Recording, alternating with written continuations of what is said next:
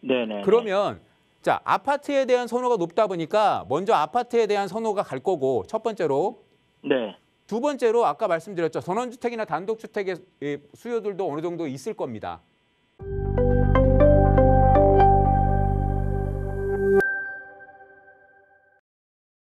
여보세요. 네.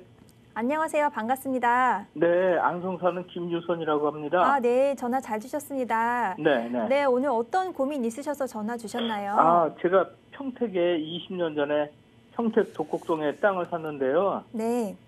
그걸 갖고 있어야 될지 팔아야 될지 거기가 좋아질지를 몰라서 전화드렸습니다. 20년 전이면 굉장히 오래된 것 같은데요. 네네네. 그 네. 주소가 있을까요? 너무 넓어서 보니까. 예, 평택시 독곡동 네.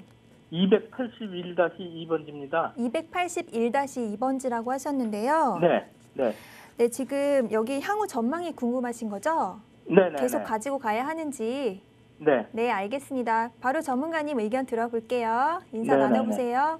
네. 네, 안녕하십니까?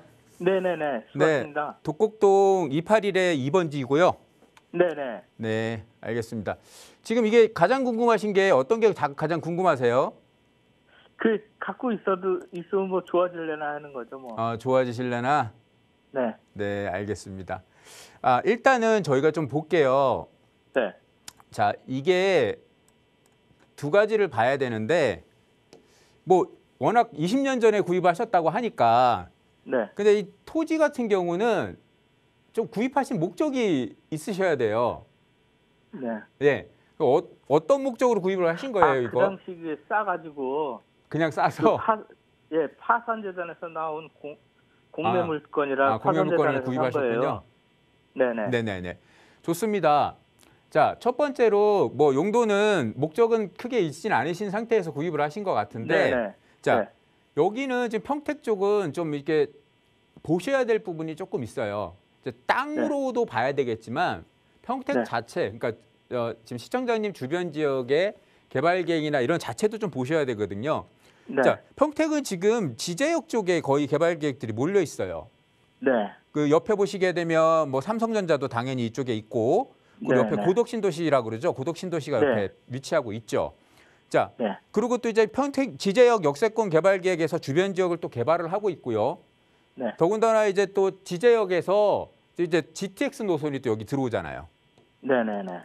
자, GTX 얘기는 최근에 좀 나오다 보니까 이 부분에서 거의 개발 계획들이 이쪽에 많이 몰려 있어요. 네. 그런데 지금 지도상으로 보시기에도 시청자님 땅과 위치가 좀 멀죠. 네네네. 네, 멀다 보니까 지금 뭐랄까요, 직접적인 영향보다는 간접적인 네. 영향을 보셔야 될 것 같아요. 자, 직접적으로 이쪽에 개발이 된다. 땅 같은 경우 저희가 뭐 직접적으로 어느 개발 지역 안에 들어간다 그러면 상당히 가격 상승률이 높겠죠. 네. 그런데 직접적으로 들어가지 않는다고 해서 뭐 꼭 가격 상승률이 낮지는 않거든요. 근데 저기 하나 여쭤보겠는데요. 네. 진이면하고는 좀 가깝지 않습니까? 그렇죠. 위에 진이면 쪽에 네. 뭐 LG전자도 있고 그죠? 네네. 네. 그쪽하고도 가깝긴 한데 자, 어떤 곳이든 그곳에 중심 개발지라는 게 있습니다. 네. 예, 중심 개발지가 아무래도 이제 이쪽 고덕신도시 지제역 있는 쪽에다 몰려 있다 보니까 네. 이쪽에 이제 동평택이라고 하거든요. 평택 동쪽 평택이라 그래서 네, 동평택 네, 네. 지역의 개발 계획들은 이쪽 지역이 지금 다 모여 있습니다. 네. 그러다 보니까 그 거리상으로는 약간 멀어요. 자, 진이에 있는 LG전자나 이런 것들이 있으면 또 좋은 건 뭐가 있냐면 주변 지역에 이제 아파트들 같은 것들 선호하시니까 아파트 단지에서도 사시겠지만 자, 네. 그냥 단독주택이나 이런 곳에서 사시는 분들도 있잖아요. 네네. 자, 단독주택 같은 경우인데 지금 이제 시청자님 그 집 근처 그 네. 땅 근처도 지금 이제 뭐랄까요, 그런 조그만 전원주택 단지 같은 것들이 좀 많이 형성돼 있어요. 어느 정도요. 네. 그렇죠? 그러면 네네. 이제 뭐 이런 단독주택을 원하시는 분들은 전원주택을 짓고 싶어서 전원주택 부지로 네. 선택하시는 경우들도 꽤 있으시거든요. 네네네. 자, 그렇게 되면 이 땅의 가치는 당연히 올라갈 수 있겠죠. 다행인 것은 지금 이 지역 자체, 주변 자체의 개발 계획들이나 이런 것들에 의해서 사람들이 많이 이제 모여들기 시작할 거란 말이죠. 네네. 그러면 자, 아파트에 대한 선호가 높다 보니까 먼저 아파트에 대한 선호가 갈 거고 첫 번째로 네. 두 번째로 아까 말씀드렸죠. 전원주택이나 단독주택의 수요들도 어느 정도 있을 겁니다. 네. 왜냐하면 서울 지역이 아니기 때문에 지방 지역 같은 네. 경우는 전원주택에 대한 로망을 가지고 계신 분들도 많아서 그래서 지방에 네. 이제 전원주택 단지들도 많이 있는 거거든요. 네. 자, 이 부분에서 따졌을 때 분명히 그 시청자님의 가지고 있는 땅을 뭐 지금 도로나 이런 건 다 끼고 있으신 거죠? 네네. 12m 도로에 접하고 있습니다. 아, 12m 도로? 네. 도로가 있으면 문제될 것도 없고 12m 도로면 건축이나 이런 거에 전혀 문제될 게 없으시고. 네네. 그렇죠? 남쪽으로 12m 도로고 네. 북쪽으로 10m 도로 있습니다. 네. 도로가 지금 많이 끼고 있다 그러면 뭐 그거에 대한 걱정도 없으실 거고 건축에 대한. 그러면 그런 용도로 좀 생각을 하셔서 네. 거래를 충분히 가져가실 수 있을 것 같고요. 그리고 지금 처음에 구입하신 매수가가 네. 대략 얼마 정도 되셨어요? 그 구매로 하셨다 그랬죠, 참. 예, 평당 60만 원에 샀어요. 평당 60. 네.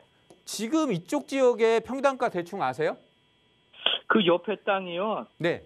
KB 국민은행에서 그 네.